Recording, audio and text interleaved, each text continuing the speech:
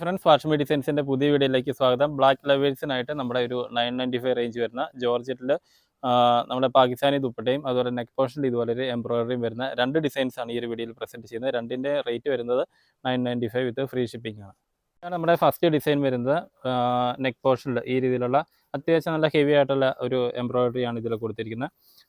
മെയിനായിട്ടും pink, red, peach അങ്ങനെയുള്ള കുറേ കോമ്പിനേഷൻസ് വെച്ചിട്ടുള്ള ഒരു എംബ്രോയിഡറി വർക്കാണ് ഇതിൻ്റെ ഈ ഒരു നെക്ക് പോർഷനിൽ കൊടുത്തിരിക്കുന്നത്. നമ്മുടെ എല്ലാ മെറ്റീരിയലും ഉള്ള പോലെ തന്നെ അത്യാവശ്യം നല്ല ലെങ്ത് ഈ ഒരു മെറ്റീരിയലിന് കൊടുത്തിട്ടുണ്ട്. നമ്മൾ കോമൺ ആയിട്ട് യൂസ് ചെയ്യുന്ന ആ ഒരു പാകിസ്ഥാനി ദുപ്പട്ട തന്നെയാണ് ഇതിൻ്റെ കൂടെ പെയർ ചെയ്തിരിക്കുന്നത്.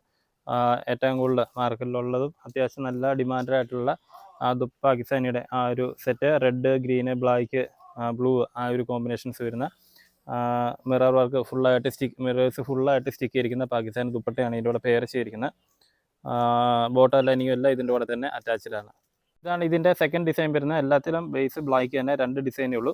ഇതിൻ്റെ നെക്ക് പോർഷനിൽ ഈ രീതിയിലുള്ള ഒരു വർക്ക് കൊടുത്തിരിക്കുന്നു. സെൻട്രൽ പോർഷനിൽ ആ സെയിം ത്രെഡ് വെച്ച് തന്നെയുള്ള ഒരു വർക്കും അതിൽ സീക്വൻസ് വർക്ക് കൂടെ കൊടുത്തിരിക്കുന്നു.